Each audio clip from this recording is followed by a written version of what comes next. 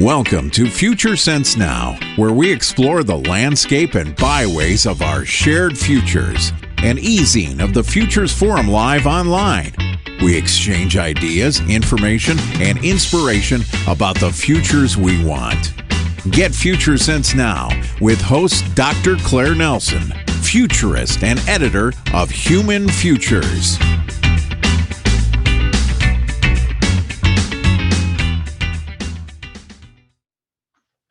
Greetings and welcome to Future Sense Now, an online e-magazine of the Futures Forum.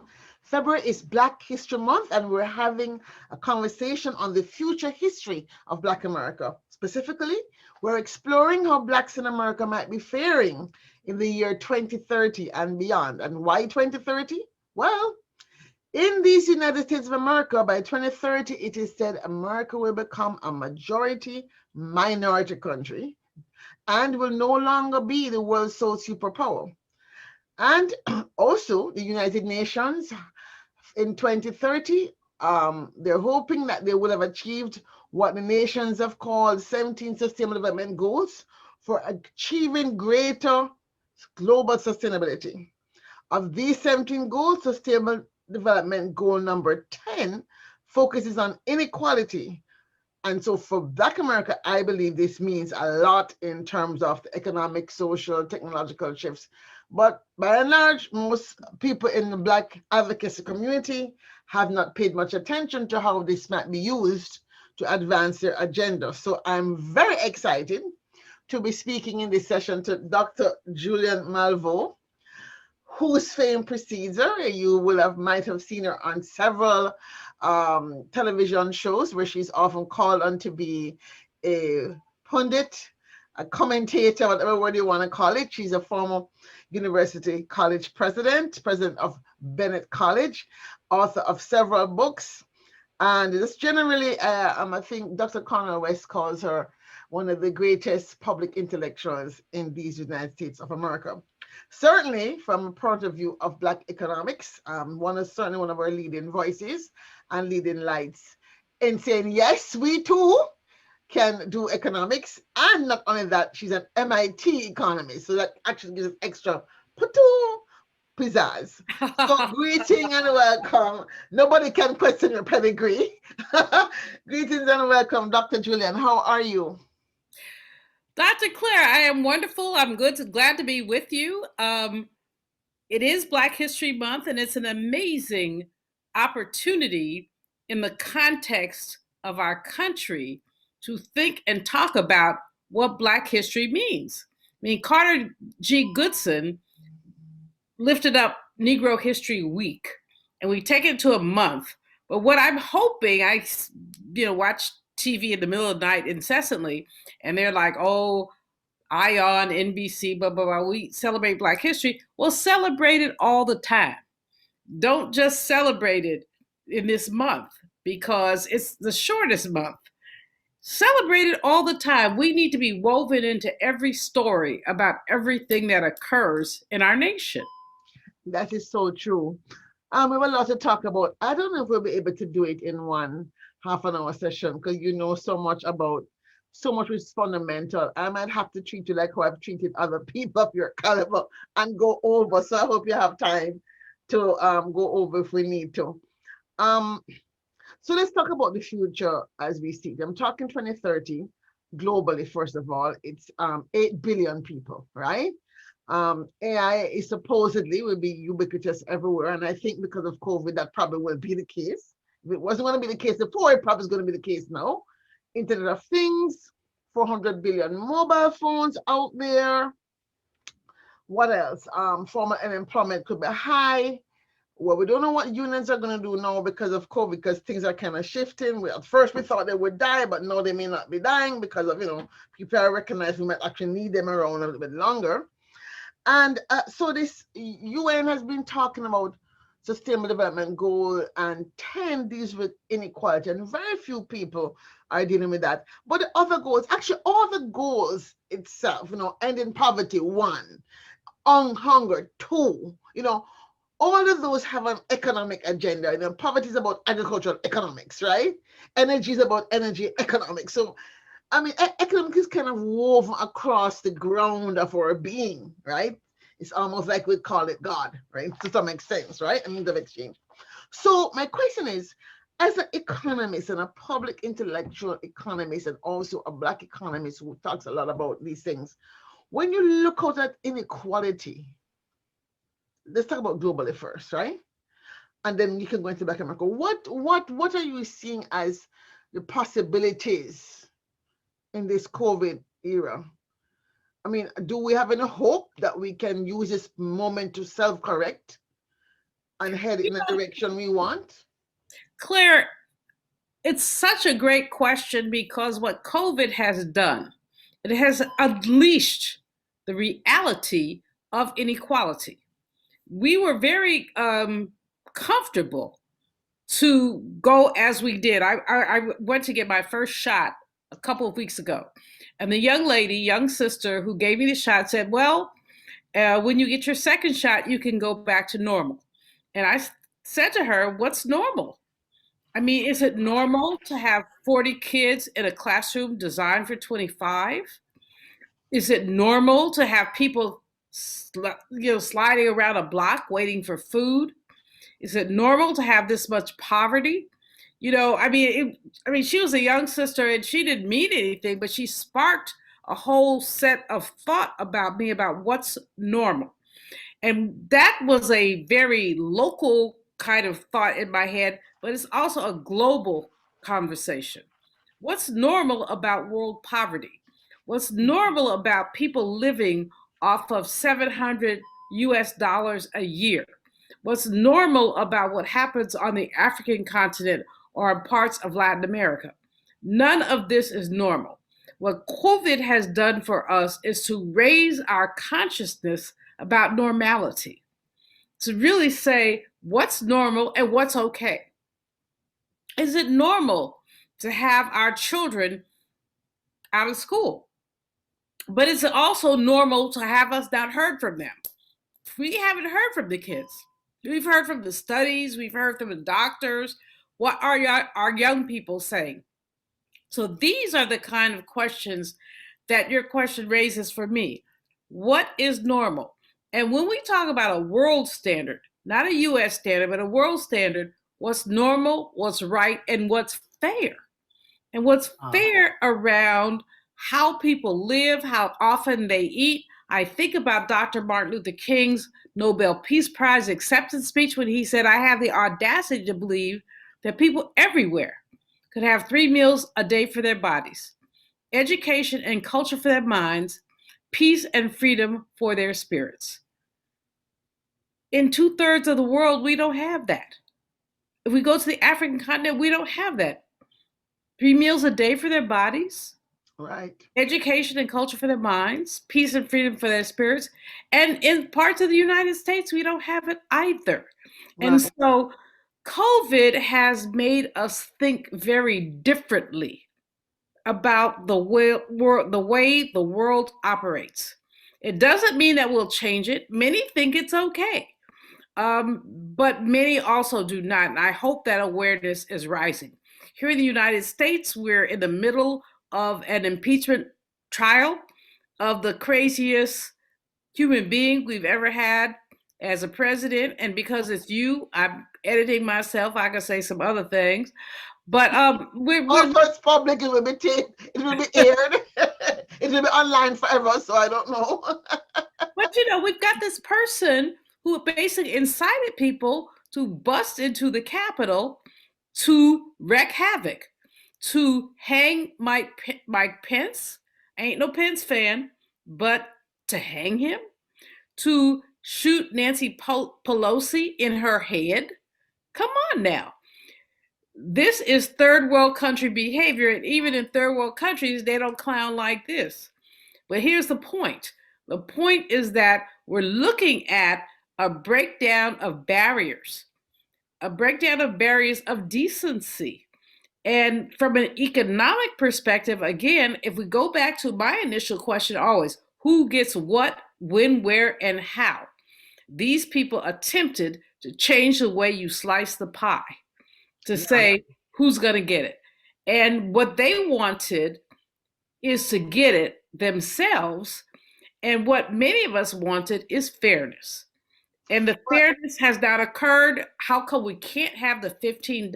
We have had the same minimum wage for more than 10 years. While inflation has risen, why can't we go to the 15? Well, here's the question, right? And there's so much to unpack there, and I really think we're off to what I call a roaring start. All right. So normal. What is normal? Normal is the world which was created out of a whole, and this is why I get into trouble now with most of my friends, a whole economic system, and philosophical system in which it was okay and normal. It was taught that it was okay and normal, and laws were created to make it normal for people that had one drop of African blood in them to be seen as less than, right? So the whole economic system which you have inherited right now in the world is based on that. And so the Western educated, industrial, rich, developing countries, the world countries, right, have basically created this matrix in which we all live. Now, the second thing I want to say before we continue is I see Black America as a developing nation. And yes, you're right, by the way. What the rest of the world, certainly African, Caribbean prime ministers and people were very dismayed and emboldened by the fiasco that happened on the Hill, right? Because it kind of had given other people no license to do whatever, because America was supposed to be a beacon of hope that we were heading somewhere as a species. Nevertheless, so I want us to also situate Black America as a developing country, right? Within the global America, with terms of statistics and those things. Of course, that doesn't mean there's not, as say, pockets of white America, which are also obviously idle because they don't have any money or whatever, and therefore they have time listening to crazy theories because they're at home doing nothing. Here we are with this Sustainable Development Goals, which has a vision that says, okay, we now understand as a species that we need to aim towards these things. But when we look at right now with even the vaccination, there is, I don't know if you know this, but there is a whole facility, financing facility, which has been created so that poor countries can borrow money, right? And pay into this money, pay into this facility called COVAX, so they can pay for vaccine and get sufficient vaccines for their people. So I'm going to stop right there and say, how can America, first of all, within the American context, model a different way of deciding that question? Who gets, what did they say? Who gets what, how, and when, and where? Who gets what, when, where, and why? Why, and why? Can we use this COVID pause to have a conversation on what easy for me to understand is the donut economics that says, hey, here's the carrying capacity of America right now, and here's a standard to which we agree we should all not fall below. Now the question is there a standard that America has agreed on? So let's start there. Is there a standard for human dignity that America has agreed on, that no person in America should live like this? First of all, Claire, let's go all the way back to talk about the roots of capitalism from the perspective of what predatory, racist, sexist, exploitative capitalism is. That is the way to extract surplus value from individuals, whether they're workers or others. We have seen this throughout our history. It has not changed. It has modified little bits here and there, but it has not changed. So we're looking at predatory, racist, sexist capitalism. From that perspective, is there a standard of human dignity? Oh, hell no. I mean, seriously, how could we have a standard of human dignity when at the same time we sent children into mines, we enslaved people, we exploited women. We had child labor laws that essentially said children who work 14 hours in a month, 14 hours. So how do we then talk about the basis of human dignity? Now, I'll be fair and I'll be clear. We have moved forward. We have moved forward. Everything is not like it used to be. On the other hand, it is. How do you have a $7.25 an hour wage rate that has not increased in a decade? In a decade, when we know that inflation has increased, food prices have increased. So basically, there's a class of people that we say are unworthy of attention. Unworthy of, and so Bernie Sanders, Senator Bernie Sanders, and many others have pushed this, and many states have actually raised their minimum wage past the $7.25 to, in some cases, $9 or $10 an hour. But we really have to talk about issues of survival. And we have not really dealt with them. So one of the things that challenges me as an economist is to look at how people benefit from poverty. Who benefits from poverty? I mean, you have these payday lenders who basically are charging people 300% interest. So they borrow $100 and they end up paying $500. You have, in addition to that kind of thing, you have these pay-as-you-go, not payday lenders, but where people rent to own. That's what it is, rent to own. Where you buy a couch that's worth $1,000, but you end up paying $4,000 on it because you have been paying the interest. It's usury. And what you're doing is taking people who have nothing and exploiting them. All they want to do is to live. So I remember Reverend William Barber, one of my dear buds, having a gathering where they sang a song that said, everybody has a right to live. But what does living mean in a predatory capitalist society? This has nothing to do with Black America. It has to do with an exploitive America. But when you do exploitation, those most easily exploited are poor, and the poor are disproportionately Black. So you end up seeing people being arrested for stealing a $2 loaf of bread. I mean, because, and with the 3 strikes, so you steal $2, then you steal $2, then you steal $2, and you're in jail for the rest of your life because you just want to feed your kids. Yeah. And so when we look at this in total, what we have to look at is what would I say, a paradigm shift. A paradigm shift around how we fix this and what we think the right to live means. Again, to raise Dr. King, a right to live means 3 meals a day for their bodies, education and culture for their minds, peace and freedom for their spirits. We're not there yet. He said this in 1963, 64. We're not there yet. And now it's 2023 almost. Yeah, there are many who don't want to be there. There are many who think it's okay. It's not okay. That's what we have to assert. It's not okay. So here's the thing then, all right? You said who benefits from poverty? Good question. And those 2 examples you gave are really quite practical examples that maybe there's something could be done something about, because those are real basic policy questions that a state could make a decision about, a city could make a decision about, if we only understood enough to advocate and we actually had a shared way of talking, a shared language, right? But when we think about the fact we now have a Black female vice president, I am a little bit, I would say, anxious and nervous because we're already seeing the rhetoric of unexpected what she gonna do for us without people understanding how the system works. And then I am also concerned because I am not seeing that we have the teachers like yourself having like a wider platform and support to kind of say, okay, just like we say, who benefits? if the payday lenders are the ones who benefit, how can we fix that? That's a very specific thing to fix, right?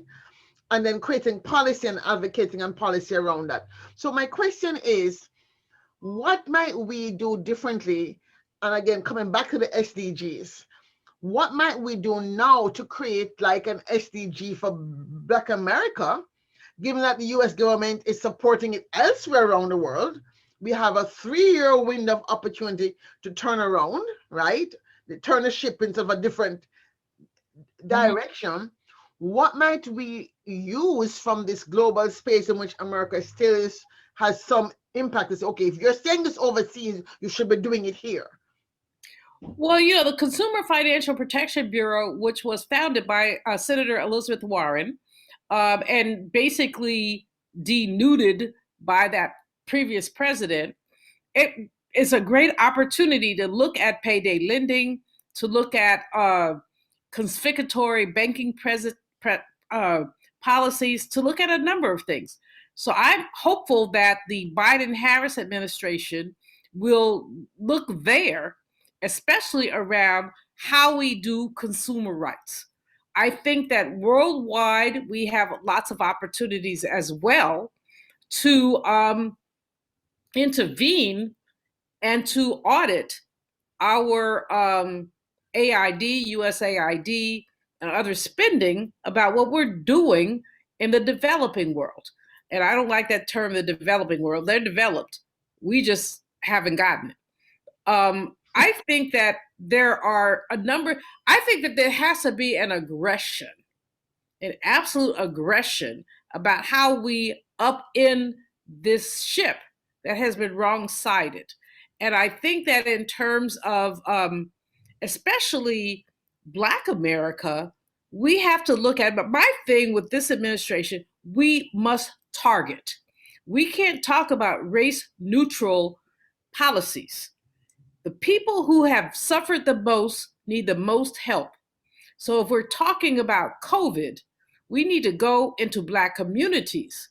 If we're talking about COVID and the African continent has suffered more, we need to go into those communities. There are white people, there are even good white people who say, why target Black people? Because we've suffered more. So what we really need to do is to look at who has suffered and how we target it and what we do about it. That's the story, and I'm sticking to it. That's the story. So what we have as we raise all these questions about the future of Black America, the question is that this is an intervening moment. Right. So then what is the story? What then is the story? Because we have the opportunity, where, okay, everybody is nervous. They don't want to send an explosion like what happened last year, Black Lives Matter kind of, blow up. But we have a habit of just blowing up and protesting and then going back home and, settling down to watch the next show. It's like it's a spectacle and entertainment, right?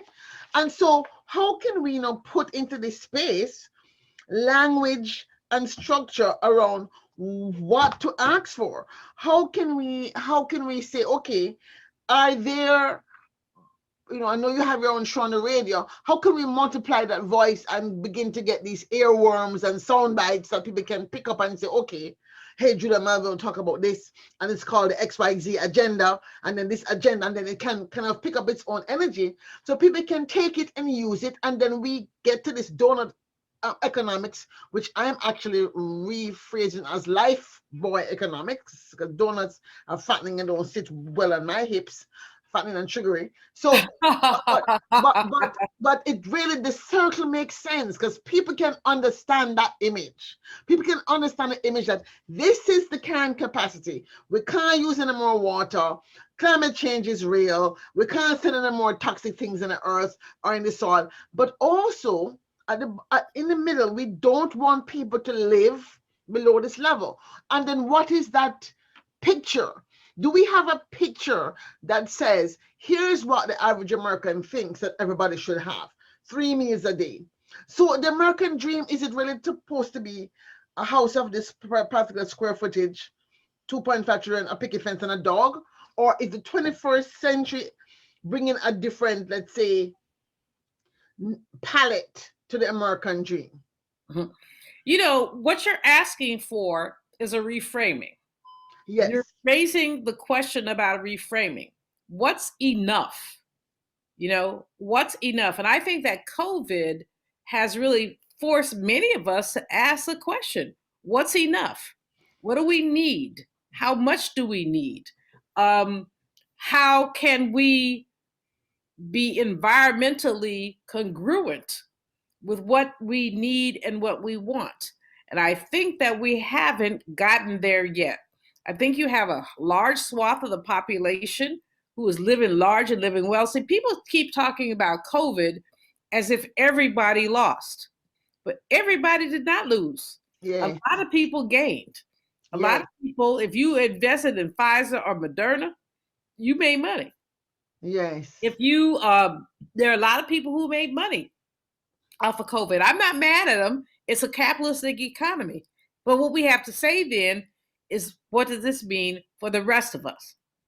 And from that perspective, we have to look at what is a floor in terms of how low can we go? Mm-hmm. Do we really believe that someone, a nursing home worker, who's basically wiping your mama's booty, should only be earning $10 an hour? Do we really think that a bus driver who puts himself at risk every day should only be earning $15 an hour, while some people are earning $200, $300, $400 an hour? So that's a question that we have to ask. It's an uncomfortable question in the context of this country because everybody thinks that everybody is doing their best, but everybody is not doing their best. And economic structures prevent some people from not only doing their best, but just doing attainment, just attempting to live. And then we have the other question about education. And in many ways, that education basically segues with other parts of our lives. In other words, I'm a 42-year-old mom who sends my kids to school. Now they're telling me they have to stay home and do distance learning. Do Mm-hmm. I stay on my job or do I stay home to help my kids? We Mm-hmm. had one computer in our house that we all shared. Now, if my two kids each have to do class, they each need a computer. Where they gonna get it from? Then, do we have the bandwidth in our house to support those computers? And Yes. who's gonna monitor these children? And then the government says everybody needs to go back to in-person learning, but we don't know whether the teachers have been vaccinated, the students have been vaccinated, and how strict the masking policies are. And so, what kind of you have this whole quadrum of decisions that people are attempting to make, which Claire end us up with the same kind of educational achievement gaps that we have been observing for the past 2 decades. Here's what we know: low income people don't have more than one computer in their house, may not have the bandwidth. Some of our higher income friends are able to hire tutors. I have 2 or 3 young sisters in their early 40s who gathered with friends and hired tutors to help their kids. But if you are not a middle or high income person, what are you doing? You're doing your best, and your best will leave your child behind. So everything we've seen in past years about achievement gaps is going to widen unless something is done. But meanwhile, what I'm really concerned about is, what do our kids say? You know, Yeah. we have all these experts who are doing all these studies, and they're talking about young people in depression and young people in lack of exercise. But what are our young people saying? Because that's what I want to hear. How are you, Jared, at 12 or 13, feeling about being sidelined? How are you, Tanisha, at 14, considering how far you're getting behind in terms of college applications? We've heard from all the experts. I want to hear from the children, and we haven't heard from them, and that's a problem. I think that's a good point you raised there. And that's surprising because America seems to have a lot of children in entertainment. One would have thought that one of these, organizations, but it's boys and girls clubs or the Y or somebody that's working with children all the time, would have found a way to get the children's voice. And maybe it's something that we have to think about how we can at least do it for ourselves to find maybe 10, 15 kids and say, give them a platform. Well, you have a show. You can bring the kids on your show and have a conversation about that. I'm thinking about that. I'm thinking about a number of things with our kids. I really am. Yeah. I was with a brother. His name is Marlon Peterson. He has a book coming out in April. He's an ex-offender who's written about prison reform. And one of the things he said to me was, why does no one ask ex-offenders about prison reform? We know the system better than anyone else does. And when he said that to me, it snapped. And I said, why don't we ask children about school reform? Why don't we ask stakeholders about what they think and how they feel? And I think if we're moving into, your show is talking about 2030, we can't just rely on so-called expert voices. That's so we true. have to really ask young people, ask stakeholders what they think. And I'm going to really be working with you on that one as a futurist. I'm here, my brain is kind of going, I guess, warp speed now, how we can probably partner to do a conversation on that and find a way to make it, quote unquote, safe for the children to see what they really think. But you're right. And, you went into that prison thing. Actually, one of the questions I was going to ask was about, how is economics driving the school to prison pipeline? And it's so interesting that you brought that up because this gentleman I'm hoping to be able to make sure I'm listening to your show when he comes on, because given what we're going through right now, can you almost, as an economist, say, I can anticipate a spike, a spike in the prison if we don't change the laws or change the rules about sentencing, we can anticipate a spike in prison?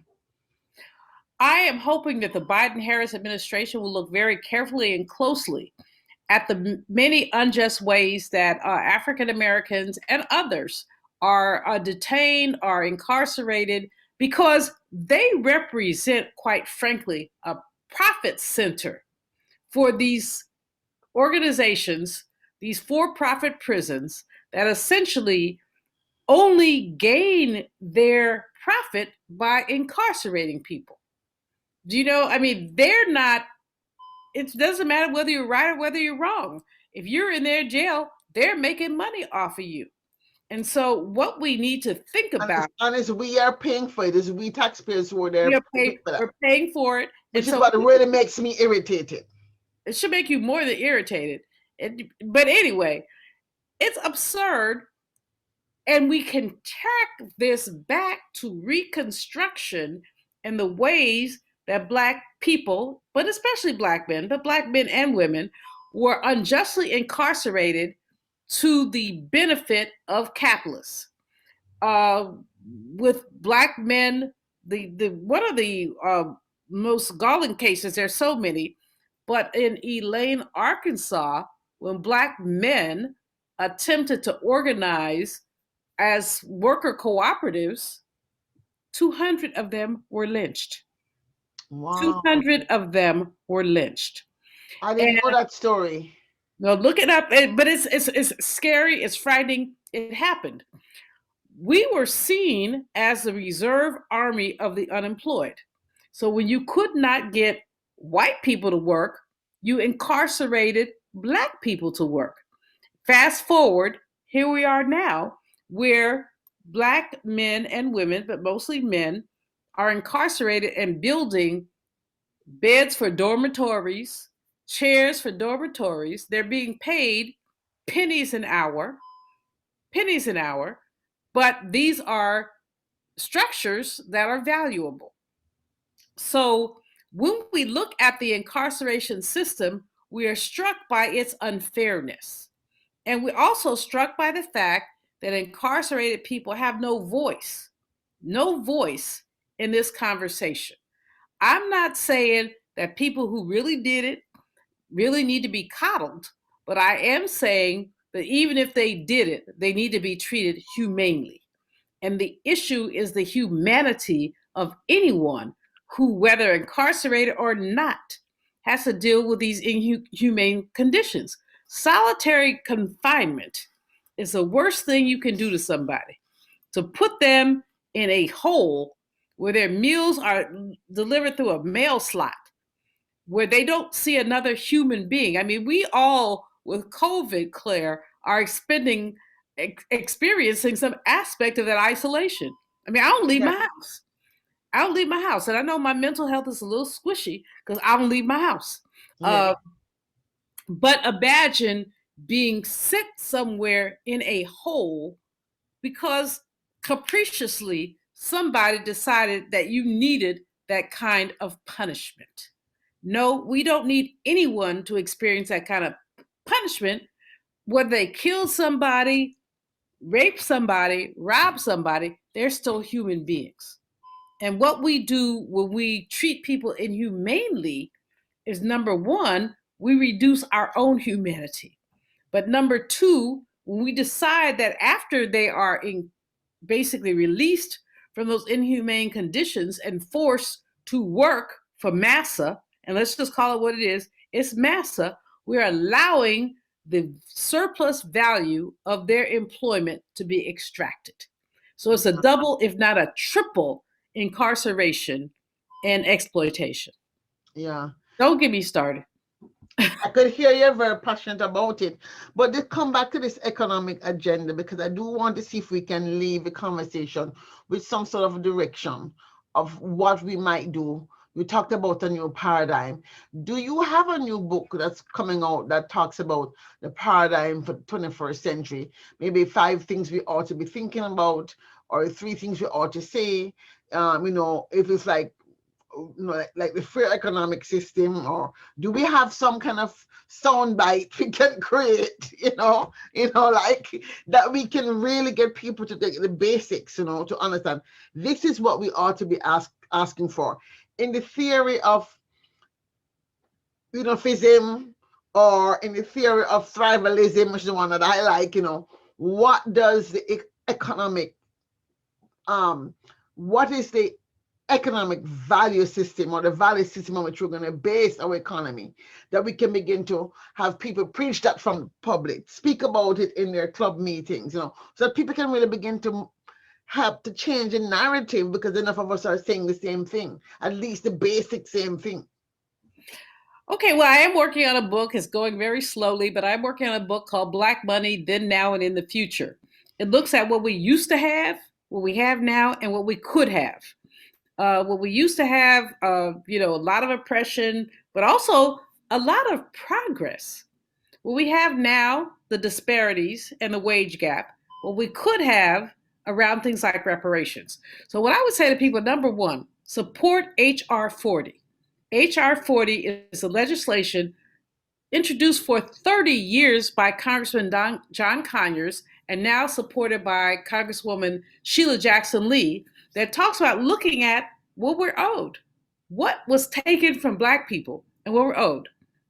And what I know is that we saw the decreasing of the wealth gap through Reconstruction, and then it's staying steady, which means that we made a lot of progress before white people went crazy and decided that we couldn't have anything. So we saw us going from having $1 for every 36 white dollars to $1 for every 16 white dollars over 1880 to 1920. Now it's $1 for every 10 white dollars. So look at the progress from 1880 to 1920, and then look at it from now. It's slowed up. Why? Because of unfair laws, unfair enforcement, the Federal Housing Administration, and redlining, and all of that. So H.R. 40 is important. That's what I would say, number one. Number two, we need to push the Biden-Harris administration to target spending. We need the Black unemployment rate has been 2 to 1 forever. How can we reduce that? Why does the Black unemployment rate have to be twice that of whites? How do we reduce that? That means targeting employment opportunities. That means putting money into our communities. We, Black women especially, but we supported this administration. Now let them support us. And we must never lower our voices on that. A lot of people are saying, well, give them a chance. Oh, hell no. I mean, we can give them a chance, but we also have to make our needs, our demands clear. And number 3, if we want to look at economic equity, forgive student loan debt. Black women are more likely than any other population to have major student loan debt, on average of $38,000. I have so many questions to ask about all of these things. First of all, reparations question, which to me, I have issues around because it's about the money for me. And at the end of the day, we probably can't even talk about it today, because at the end of the day, are we then saying, give us money to continue this exact same system? So where's the system shift in the conversation for HR 40? Number 1. Well, Claire, I am on NARC, National African American Reparations Commission. Yeah. We are not just talking about give people a check. We're talking about repairing the system. We have a 10-point plan. If anybody can go on ibw21.org and look at the 10-point plan, push reparations, look at the plan. And we're really talking about doing a paradigm shift. So I feel less passionate about checks than I feel about community repair. Once upon a time, we had 125 Black-owned banks. Now we have 23. What happened? How do we fix that? We have places in our community where Black people were lynched, and there are no markers for that. How do we reclaim that in our thinking? How do we even reclaim our thinking? I mean, if this were mine, I would send every Black person and every white person in America to therapy. Everybody, therapy. That's true. That's true. That I would agree with. So we can decolonize our mind. Okay. I do it that one. Y'all do. But anyway, we should have another conversation about reparations, because definitely. But again, on the student debt one too, I also have a question, because I am saying, when you say forgive the debt, just to make it clear, we're talking about forgive the interest or forgive the whole debt? I think the whole debt. Now, some think the interest, and there are a range of opportunities and conversations. Some people believe that we shouldn't forgive it because what about past generations who paid their debt? Like me. I mean, exactly. I paid my student loan debt. But when I was president at Bennett and my girls were graduating, I would look at what they owed, and some of them owed $40,000, $50,000. And I'm like, how did this happen? When I graduated from grad school, I think I had about 10 grand in debt between undergrad and grad. But times have changed. Tuitions have raised exponentially. See, I finally got the word right, exponentially. So, I mean, we can argue the fine points, but the point is that young people are having delayed adulthood because they are yoked with student loan debt. You're not going to marry when you have that much debt. You can't buy a house when you have that much debt. You can't buy furniture when you have that much debt. You're living in your mama and daddy's house in the basement. But then again, now, which comes back to the model, is it that we have to change the whole paradigm of what it is we aspire to? Because these aspirations that we have now, but what we should have at a certain age, are taking us to the brink of environmental disaster. And so unless we're talking about, if we're talking about not just survival, but thrival in a finite world with resources, then we have to put everything together in the system and say, and I like to call ourselves I like to call Black people on this side of the hemisphere, I think we are the most, let's call it, visionary, moral, part of the voice of the world. I think the blacks who are conscious and are awakening are very much a part of those who are driving the dream of what humanity could become, right? And therefore, we can't just go say things like, relieve debt, etc., when in fact they're going to relieve debt to be in the same economic system of just spending to buy more things from China because it's cheap, to have more clutter, to have more land with landfill. It's not working. So I think we have to step back and really look at the future and say, here is the future we want. Here what it looks like. Now what do we do to get there? And that's what it is. That to me, we have not, as a Black community, since the civil rights movement, come up with a new, let's say, agreed on vision of what is it 3 meals a day? It is that we should be able to have a house, because our culture doesn't actually mind having our people around us. Do we really want to be living alone and don't have our cousins nearby? I don't know if we want to live like that. Who told us that we should live like that? And then when you go into a nursing home and nobody knows where you are, is that really what we want? And we have to pay people to come and clean our poop, and we can't even be near our families to come and visit every evening. I think we need to rethink. This is the opportunity of COVID, is to rethink, reimagine Black America's future based on what we now know also about the planet, based on what we know about our interdependence, based on what we know about how other people have, let's say, used technology to keep on finding ways to keep us at a certain level, and come up with a new strategy to, quote unquote, overcome in this era, and not keep on just marching and not overcoming. Well, you're putting your visionary hat on, which is brilliant and wonderful. At the same time, as you and I both know, as women of a certain age, it's not revolution, it's evolution. And so while we think ahead and raise these questions, we also have to think step by step about how we go from today to tomorrow, how we go from tomorrow to next year. I fully agree with you that we live, and it hits me home. I am over 65. I live in DC by myself. My whole family is in California. So I'm thinking about moving back to California, because if something happened to me, I mean, who would take care of me? And I don't want to be in a nursing home by myself. I don't think anything's going to happen to me anytime soon. Something might happen to somebody else who tries to mess with me. That's a whole other story.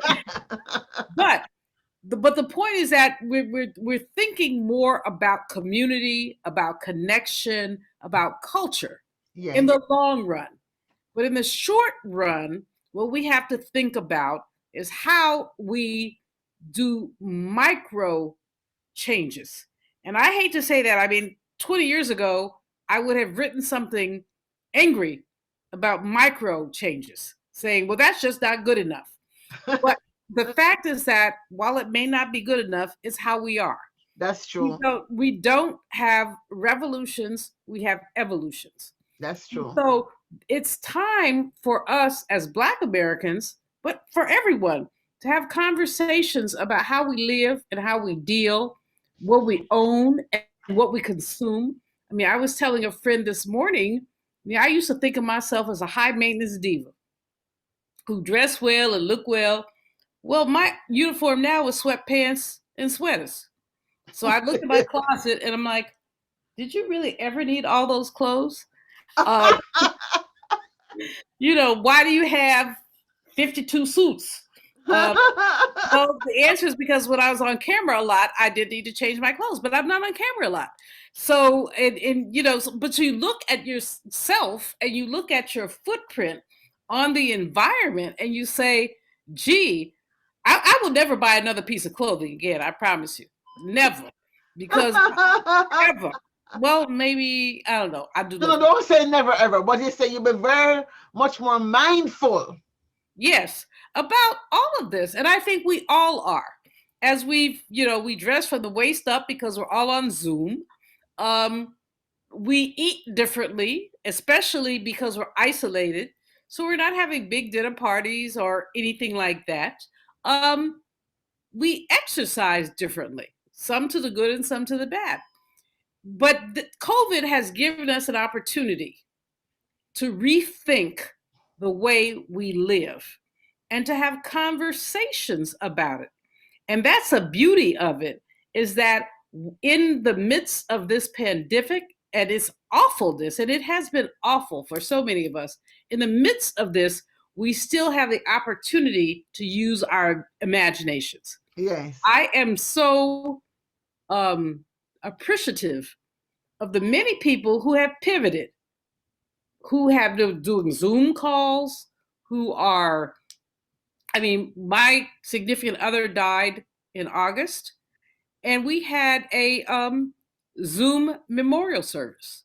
Yeah. And his funeral, by necessity, was restricted to just a few people because of COVID, but we were able to do a Zoom memorial service.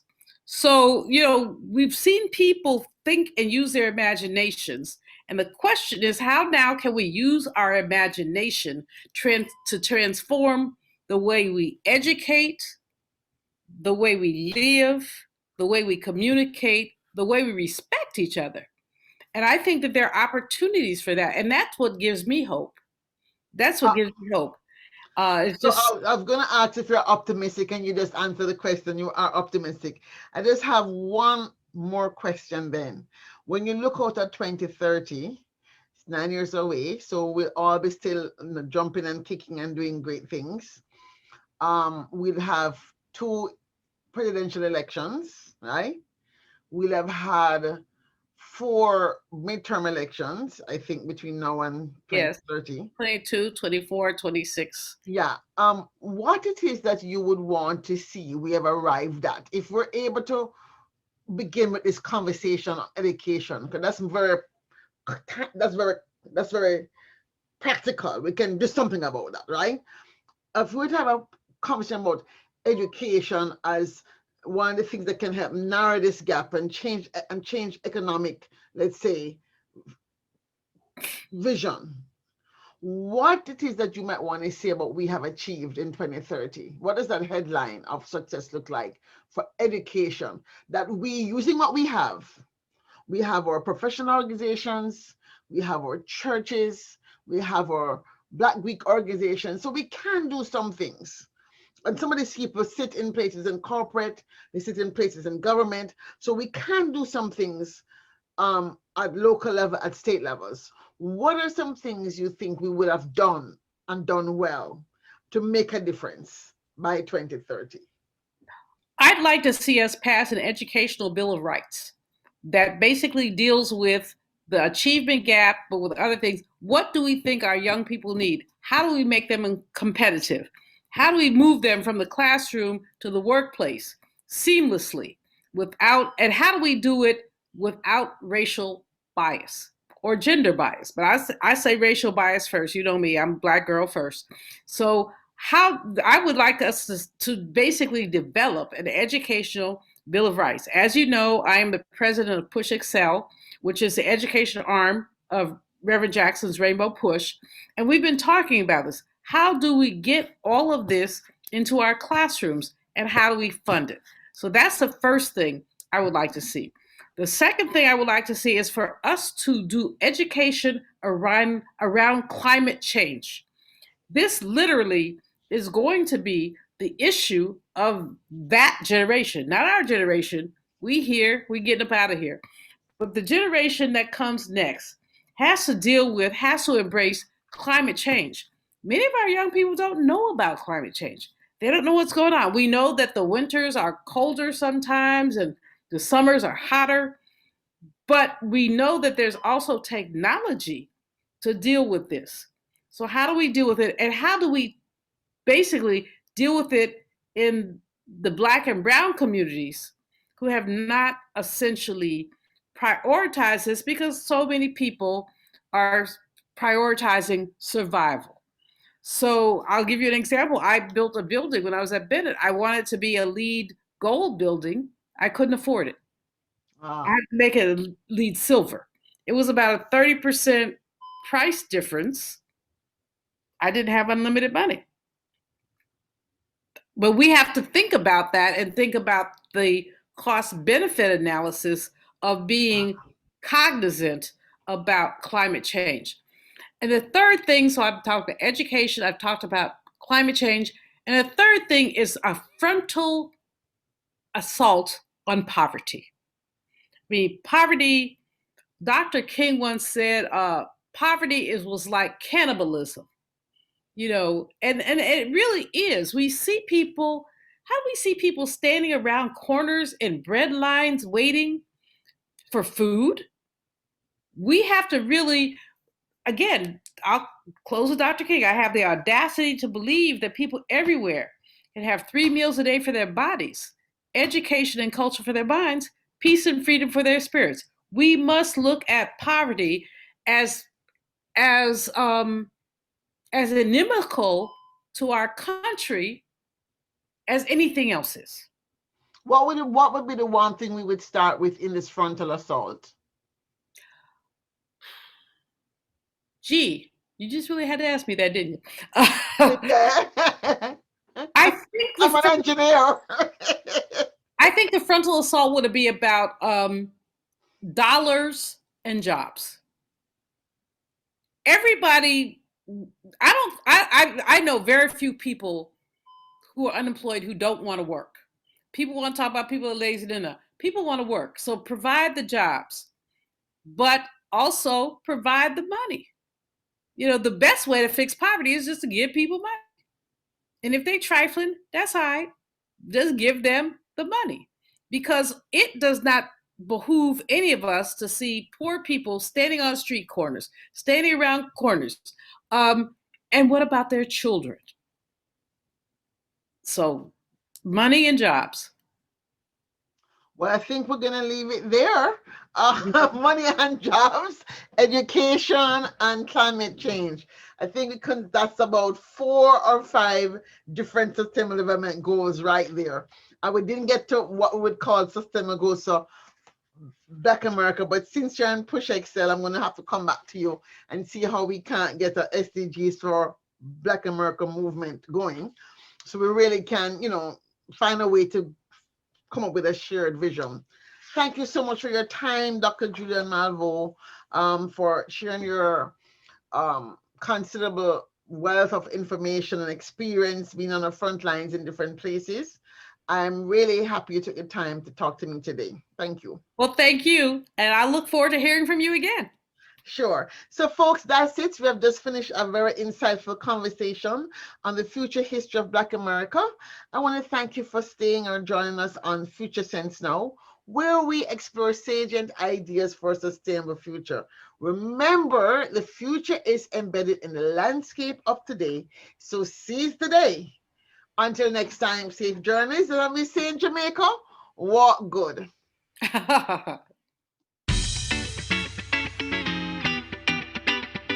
Thank you for listening to Future Sense Now with Dr. Claire Nelson. Future Sense Now is produced by the Futures Forum in Washington, D.C. For more information, visit www.thefuturesforum.org. Remember, our futures are embedded in the landscape of our present stories. Seize the day, share this story, and share the future.